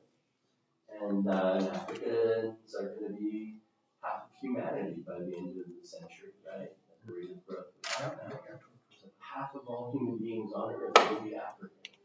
So I think that's important. I don't know what it means, but it still seems important. And so why do and I see a lot of opportunities to improve things. There's lots of room for improvement. A country like Canada, it's so hard to see how you can make it better. Versus here, there's so many ways it can be made better. And some of it's just drawing from lessons that we already learned in the US or Canada or anywhere else. And like I was able to fix some problems for hospitals by applying a labeling technology that I used in the 1990s at Stanford Hospital to solve some of our problems of samples getting mislabeled or lost and not being able to redo an experiment. So it turned out we had a lot of problems at the hospitals here in Uganda getting results for HIV or TB or whatever, where false positives, false negatives, and then you go back to retest the same sample and you can't find it because the label fell off or the writing got smeared. And I remember I read an article in the Monitor about this. This is like 2014, and I was horrified to hear that they couldn't repeat the results. I'm like, oh shit, they're giving people potentially life-changing diagnoses of having a deadly illness and perhaps leading to them losing their marriage, their job, their housing. These are not small issues, and you want to be able to double check, triple check, and make sure, right? And if you can't find the same sample, and I knew we had made the same mistakes at Stanford Hospital, and I had to bring in special labeling technology to get Stanford right. And so I just did the same thing here. So it's kind of cool. I can draw from my past and figure out ways to fix problems. I see that's most and the reason I asked actually because I sort of assume a few of the friends I have from America who used to stay, I think both of them they stayed because of the woman. So I assume they would tell us this terrible story of being in Uganda. Oh, about women? Yeah. Oh, well, I had I don't want to talk about my personal life much, but I had a long time Ugandan girlfriend, and we still care about each other, but we've gone in separate ways. And the lockdown kind of forced us to face up to that. It was painful for both of us. But I don't let myself get distracted by just chasing women. I think that's a real way to ruin your life. Yeah. And I watch a lot of young men squander their best years chasing women when they need to build themselves. They need to love themselves instead of looking for someone to love them. And so So that's I'm often having to give young men advice like that. And it's like, yeah, and I do see them as in who are just kind of, I don't know, I don't think it's the right way to behave. I mean, that's not to say I don't mind the beautiful woman, I love them, but it's just I'm not going to let that. Yeah, no, that makes sense. That makes sense. What's the show? I used to watch a lot of that sitcom, Big Bang Theory. Oh, yeah, yeah. And sort of just all those geeky guys with comic books and well, not geeky, but this guy who goes to university at, is it? Oh, like Sheldon Cooper. Yeah. So there's part of me that's like, yeah, exactly. Yeah. So when you say 15, I'm like, wow, it's like genius, stuff. So yeah, I try hard not to be that arrogant, but that's okay. No, it's a character. Like, so most of so for that show, most of people criticize the character, but I mean, I think the writers are intending. Well, it's an exaggeration. Yeah, there's no. Well, I mean, I'll be honest, there are times I have felt that way in my life. I mean, when I was younger, I was usually smarter than my teachers, and that certainly didn't make things go well. Because adults get very scared that a young person is smarter than them. And I also learned that people in general are scared of smart people. And so I had to learn not rub it in everyone's face. To wrap up, I wanted to ask one question. You seem like ambitious. Yeah. You seem you've achieved quite a lot, but it seems like that hasn't been the ambition. What? Well, I wouldn't say that, right? Well, I don't know. I feel like I was. This is a much less aggressive version of Joel than used to exist. Yeah. So from what you're saying, yeah, but still, like the ambition is still there. You're moving to a new country, Sure, and I'm not a young guy, 57 years old, and I consider myself looking pretty young. Yeah. So, and my family lives long. That's the other thing. I mean, I'm in the line of David and Solomon, right? So we tend to be long lived. My mother's just turned 90, and she's going strong. She still works. So anyway, that doesn't mean I can't get hit by a tomorrow. It was something you were saying that story. The question I wanted to ask, you answer that after you tell us the story. The question I wanted to ask was the legacy. Like, what is going to be? What do you think? At what point would you say, okay, now that I've done this, I'm ready to die, or I'm ready to retire, whatever. What is that one thing you think is? Well, I mean, I gave away the human genome already, right? I did that when I was 36, right? I made it available I didn't file patents, right? That's how we beat everybody on the planet with Chirluta as our chief engineer, right? So we did not file patents, and yet we beat every company in every country on planet Earth. We could have owned your DNA, everybody's DNA. I could have owned it. And instead, I decided that was unethical. And I decided I would not file patents on the human genome. So I kind of felt like I already have done something of such profundity that if I died tomorrow, I could still feel like I made a really huge impact. So I think this whole philosophy, I don't know if it's just America that's promoted it or how many countries it's existed in, this idea of retiring and sitting around, which is kind of borderline death. And there's this philosophical attitude of wanting to have a stress-free life, which again sounds like death to me, because if you're living and you're trying to improve yourself or your family or anything, you're gonna have stress. I mean, there's unhealthy levels and there's tolerable levels, but a stress-free existence is non-existence. So I don't know if I believe that the premise even makes any sense. I believe in lifelong learning. I think that folks that stop learning after university are cheating themselves. The people who are convinced that whatever they know is still true are also cheating themselves, because part of learning is unlearning. We're always unlearning something we thought was true, and we discover that it only looked like it was true from one perspective. You look at it from another perspective, and it's not quite true. And I'm doing a lot of that here every day, so I do a lot of unlearning, which is fun. I enjoy being discovering that I misunderstood something. For me, that's a moment to celebrate. Every time I learn that I misunderstood something, sometimes very painful and disappointing. But it's I know it's important to unlearn, because you can't learn unless you unlearn. And I just think people have to keep on doing that. Why would you stop just because you have enough money, or I mean, even I don't know. I just believe that we should. That's what we are. I think that's what humans are at heart. We are explorers. We explore our lives day by day. We explore the galaxy to try to discover the beyond the boundaries of our current knowledge. And the more we learn, the more we discover how ignorant we are. And I think any real scientist should not be preaching as if they're giving you gospel truth. Instead, they should be helping you discover better questions. Because I think that's really one of the good purposes of life, is to figure out what are better, wiser questions. We often waste our time on questions that aren't very helpful.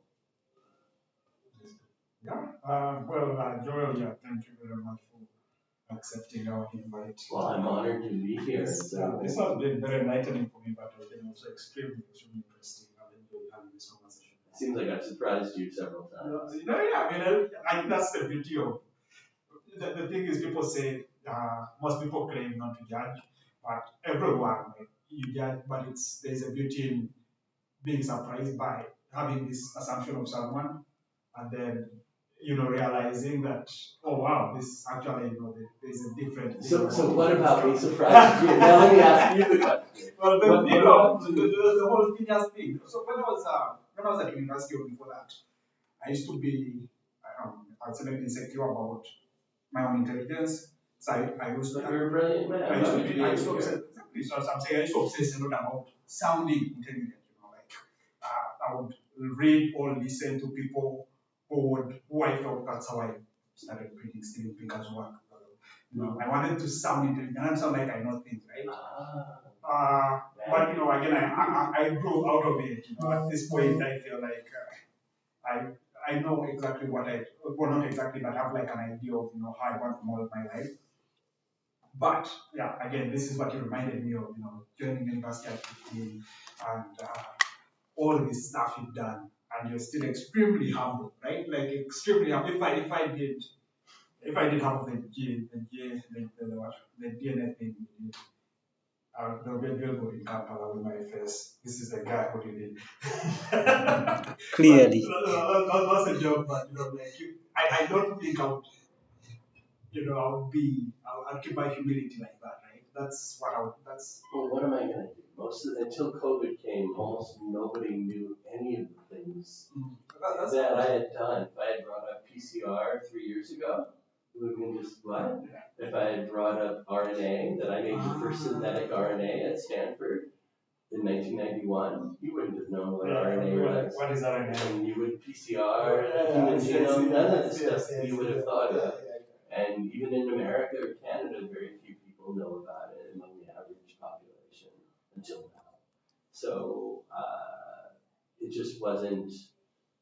Anyway. And on top of that, my family is very, they grew up in the Great Depression, my mother and father, and they grew up valuing hard work and the working class.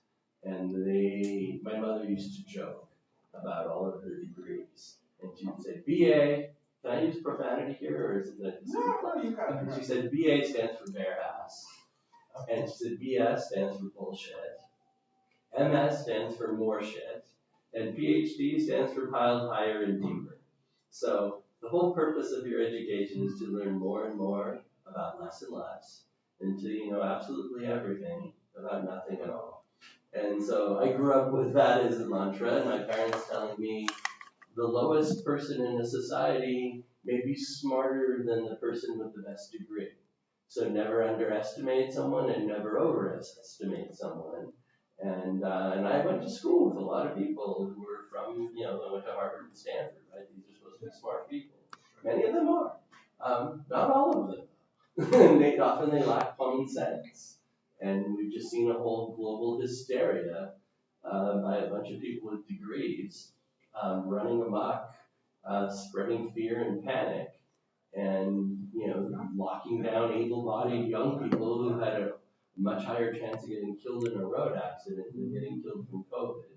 And we don't lock down the planet for suicide or road accidents or drownings, and all of those, at least here, are bigger killers than COVID. We don't look down the country for malaria.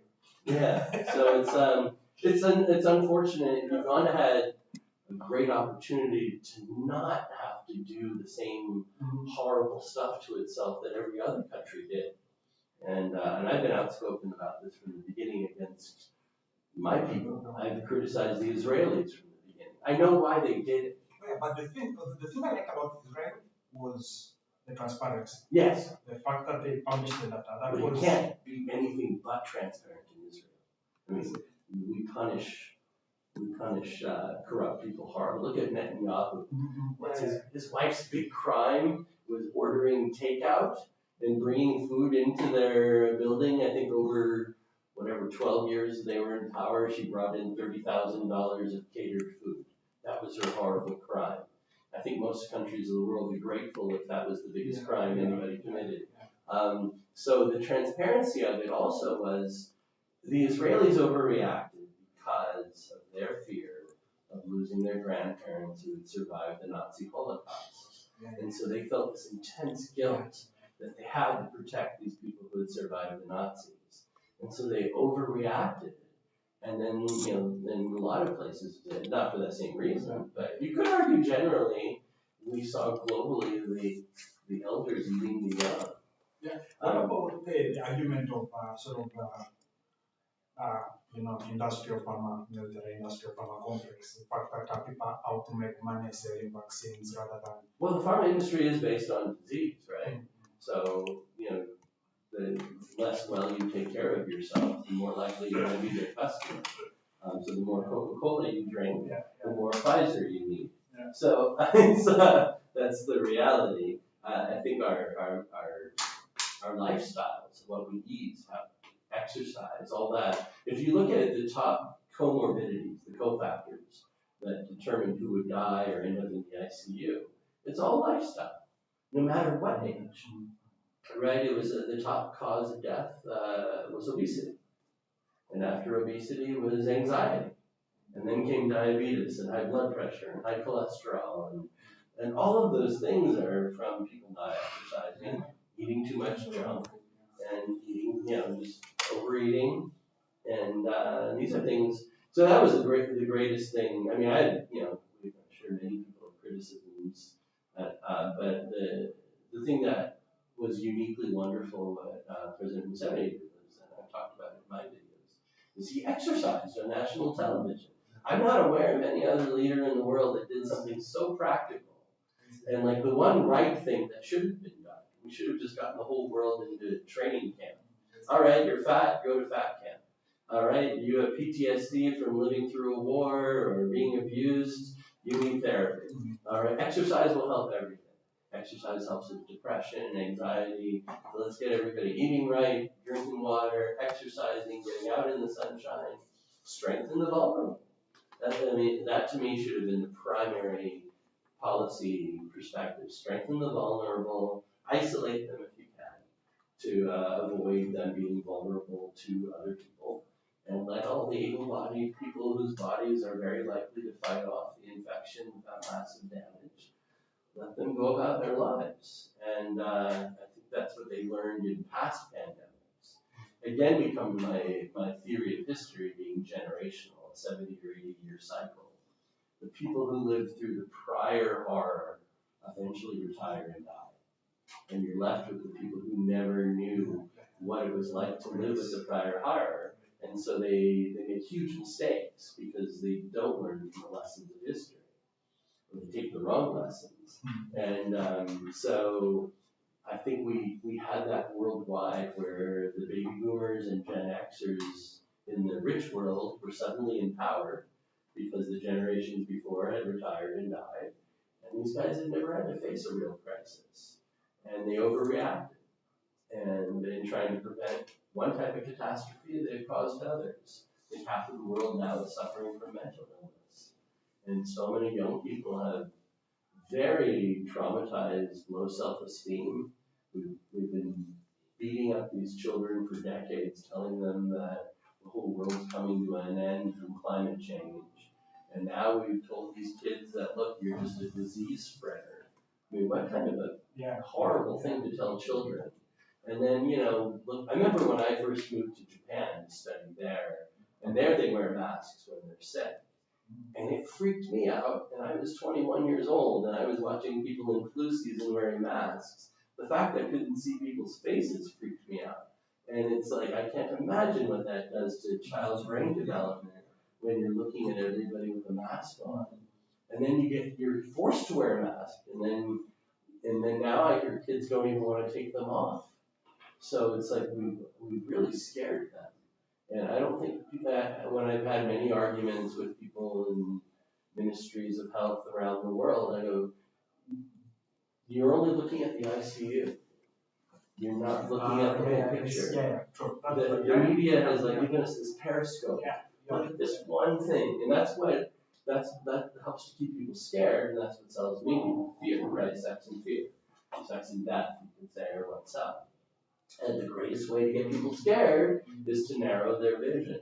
I mean, look how, it's this is even more controversial, but I think what happened in America with the BLM-related riots, they really terrified Black people and made them feel like there were just whites running around hunting them down. And it's like, I remember when it was like that. And it's like, things have come far. I remember when I had a Black girlfriend at Stanford, and both of us got harassed horribly at the university, in our hometowns. It's just, and now the latest survey, 94% of Americans want to intermarry. So, across race. So, this idea that the country's filled with racists, it's like, what, we only have 6% that don't want to intermarry? That's a pretty small percentage of racists that we have to worry about, to be honest. And by periscoping our vision on just a few examples of evil, I was one of the founders of Cop Watch in Oakland. And so me and my best friend, we went around with video cameras trying to catch the police in the middle of beating somebody so we could try to bring justice. So I was doing this in the 1980s. I remember when all you had to do was go to a KFC and you stay there long enough and you watch something horrible happen.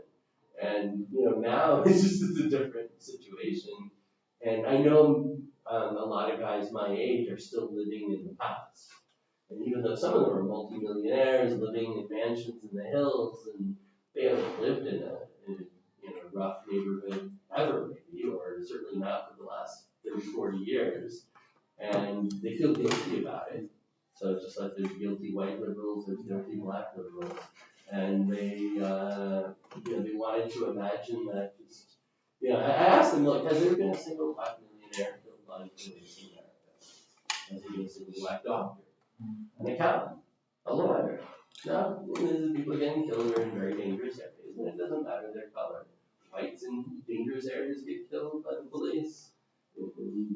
Latinos in dangerous areas, it's just they're a dangerous place. I lived in Oakland. So one of the biggest sort of counter arguments, especially by the BLM movement, is the numbers in prison, right? Oh, it's horrible. Yeah, exactly. So no, well, we have. There's layers to that.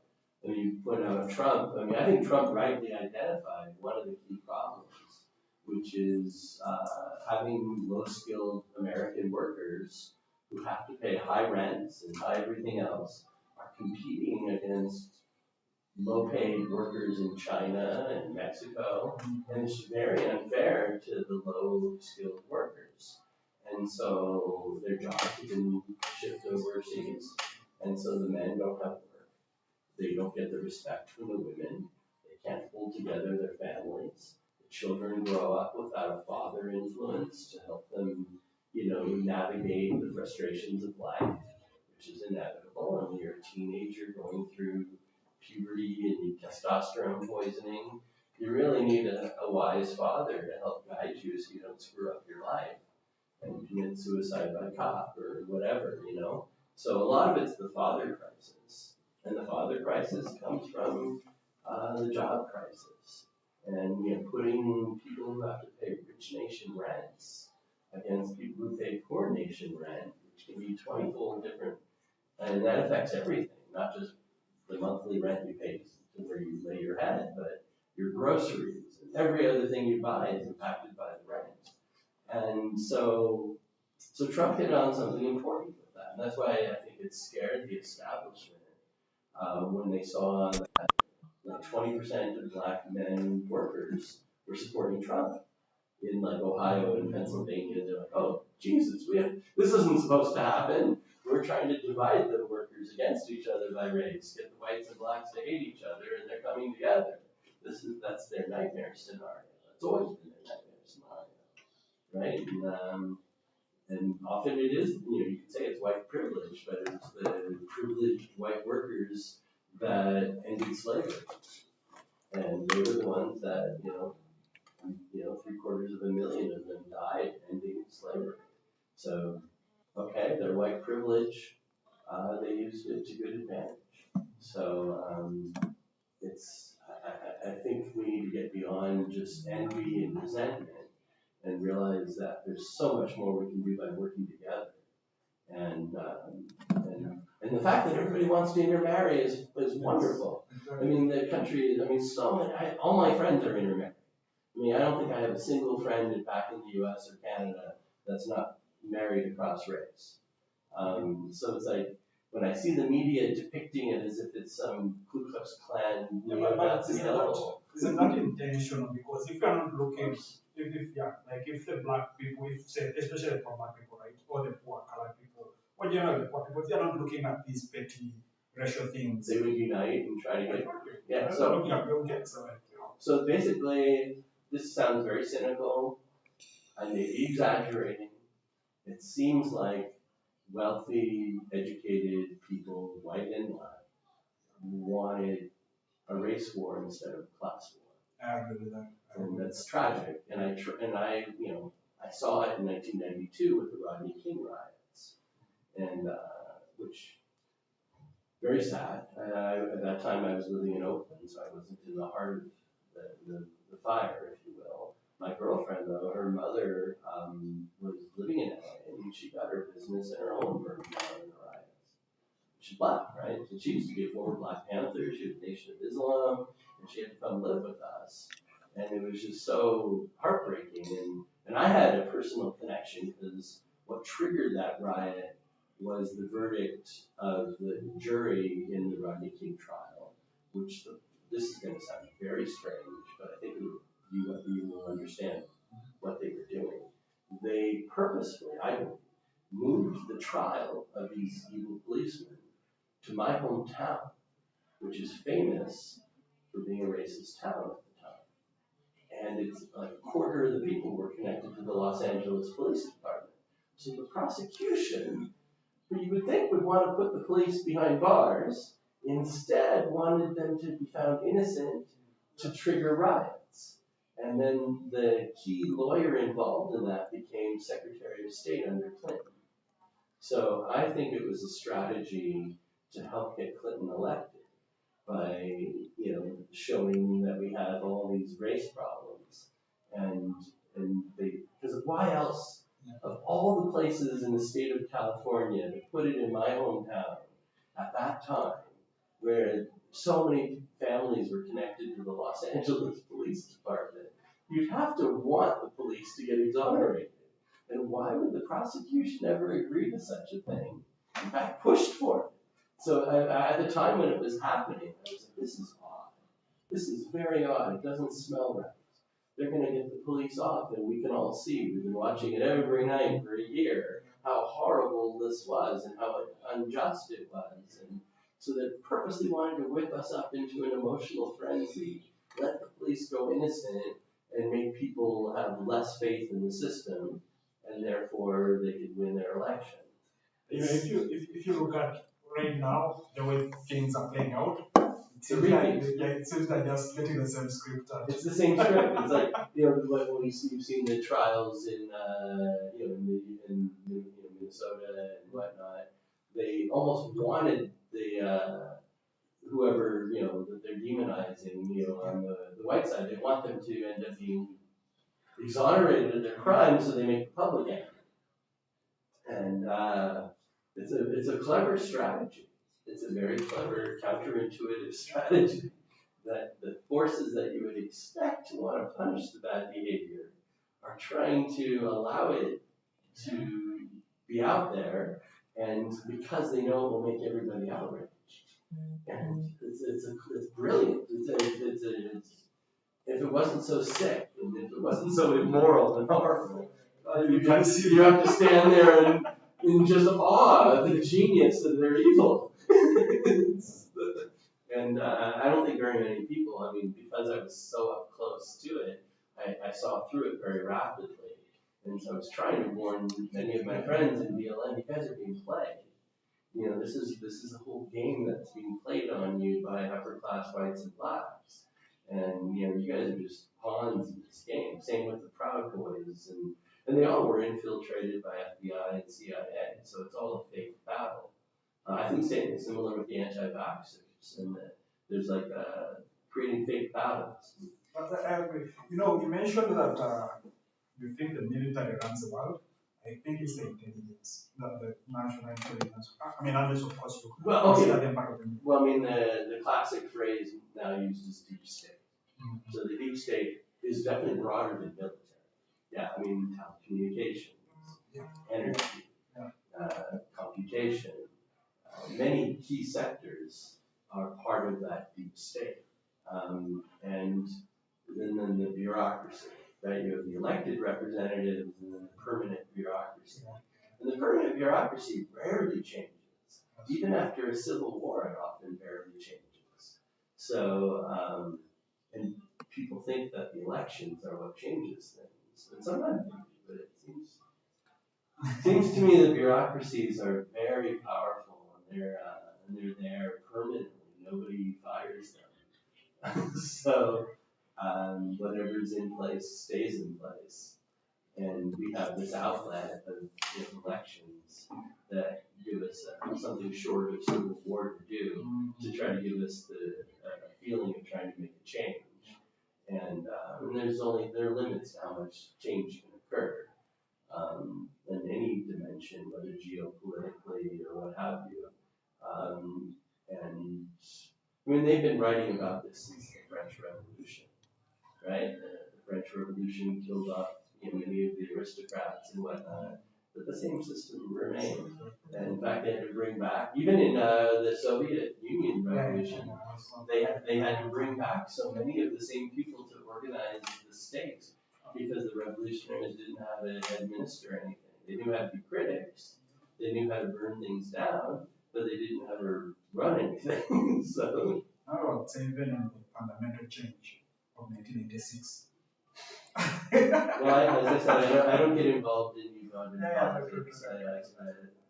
I don't feel I have a right to. No, but this, this conversation is really, really interesting. Well, I can tell. I love your smile. I'm glad I could surprise you. What other violations of stereotypes did I commit here? So the other thing. Okay, the other thing I'll tell you, I don't want people to say they break people so much. It's everybody judges.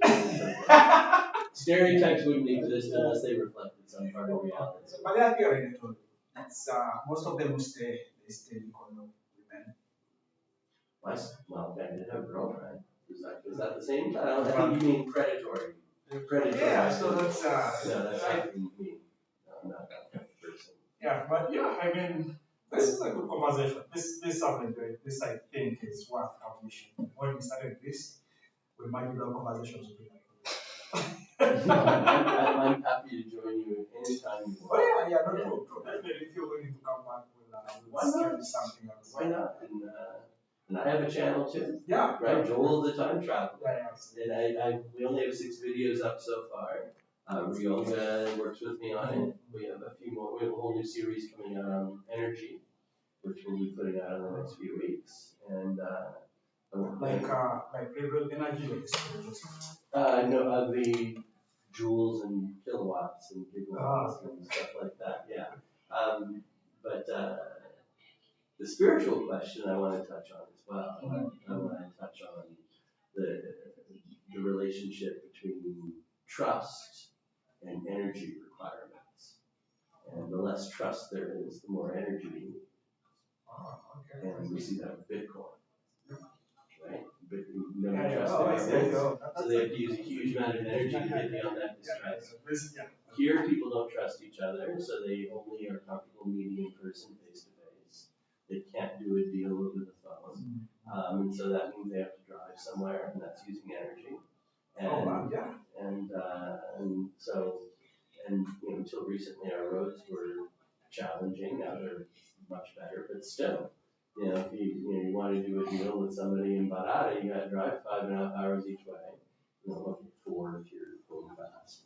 But you know what I'm saying, though. I mean, you have to exert a lot more energy when there isn't trust, and so when trust gets shattered, as we're watching happen in America, in Canada, and Europe, and many other places, they're going to start having an energy crisis. So yeah, I'm going to start investing in energy now. And they're all interlaced with each other, and then there's the politics of it, the geopolitics of it, so that's on my channel. I don't talk about. Definitely. I watched again a few things to sort of prepare for this. And I'm going to keep watching. And I'm happy to join you anytime, any subject you want to grill me on. Definitely. I just don't like to get involved in. True. Yeah, it's I also don't. It's not my place. Yeah, it's not my place. I didn't tend to get involved. I just looking up. No, I understand. No, that's fair. I know the same foreigners that probably are predatorily chasing women are the same ones that want to meddle in other countries. So I don't believe in meddling. I believe in coexisting, learning, and trying to be a good neighbor. That's my goal. Yeah. No, thanks a lot, Joel. Thanks a lot for coming to the podcast. We're definitely going to. I think the next one will have the event structure, sort of the topics, so we come and have like a month. Cool. This has been great. This has been great. Yes.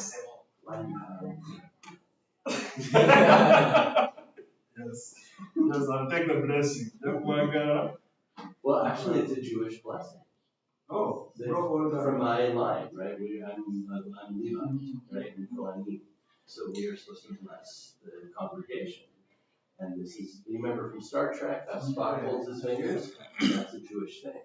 Oh, wow. Because Spock, Leonard Nimoy, he's my cousin, right? He's Jewish. And so we are Kohanim, so we are the ones who bless everyone. Which I know is the opposite of how it works with the Kabbalah.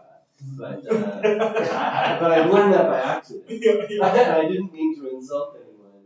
I just figured, let me do what I'm supposed to do, which is blessing people. And so it turned out that people here generally they bless the king, which is fine too. Yeah. Well, wow, that's so I forgot 15 years, I think. Like when I was watching the videos, I spent 4 years of my O level in Ginger, and that's how I got a chance to learn. That's how I got a chance to learn so otherwise I would be speaking 2 languages my life. And so I'm very impressed when I notice someone because I try to learn other languages at the time, to be honest. But when I notice someone where it comes naturally, like that guy I was telling you about, I'll send you to amazing things. It's so impressive, and the fact that some people are not aware that that is actually a hard thing to do. It's like chameleon, actually. It's something extremely hard. I find that extremely impressive. Well, for me, it's just, I don't know, I just feel like I'm supposed to. It's like I was always told when you go to another country, you should be learning their culture, and my parents had me even learning to eat with chopsticks at the age of 3. So I could go anywhere in Asia. So, yes, for me, I had a factory in Ginger, and Blue Guanxi Energy. We made briquettes out of crop waste. And workers in our factory came from all over the East. So, Yeah. Are you still streaming now? Yeah. Okay. I think you I was can. just watching it on a bigger screen. You can So, come and stop the stream. the stream has been so perfect apart from the sound, from the comments of people. Yeah, man, the sound we're using that. So Yeah. we'll. What's the reaction? Our sound was a bit low, yeah? We didn't plan for the sound. It was You know, it's low. our stream. Yeah, but this sound is really good. The one that will go on YouTube is perfect. Because this we're going to do as normal. Yeah, we want to pull that down. We cut off the sound. And How do I stop? there's a, on the side there where you start, you stop. The button that says start stream says stop. Ah. I see. So the stream wasn't so loud, but The one we publish on our actual because so yeah, two things. Yes.